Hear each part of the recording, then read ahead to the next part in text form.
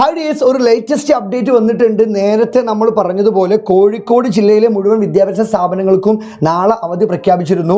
അതിലേക്ക് നാളെ വയനാട് ജില്ലയിലെ വിദ്യാഭ്യാസ സ്ഥാപനങ്ങൾക്കും അവധി പ്രഖ്യാപിച്ചിട്ടുണ്ട്. ഇതിൽ പ്രത്യേകം നിങ്ങൾ നോട്ട് ചെയ്യേണ്ടത് റെസിഡൻഷ്യൽ സ്കൂളുകൾക്കും അതേപോലെ തന്നെ കോളേജുകൾക്കും വയനാട് ജില്ലയിലെ റെസിഡൻഷ്യൽ സ്കൂളുകൾക്കും കോളേജുകൾക്കും മേൽ പറഞ്ഞ അവധി ബാധകമല്ല.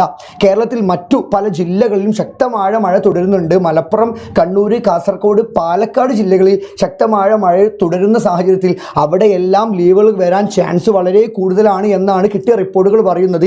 എനിക്ക് ഒരൊറ്റ കാര്യം പറയാനുള്ളൂ, ഈ ലീവുകളുള്ള കോഴിക്കോട്, വയനാട് ജില്ലയിലുള്ള മക്കൾ വീട്ടിൽ സേഫായിട്ടിരിക്കുക. കാരണം ഈ ഹൈസ്കൂൾ, ഹയർ സെക്കൻഡറിയിൽ നിങ്ങൾക്ക് ഓണം എക്സാം അടുത്ത് വന്നിട്ടുണ്ട്.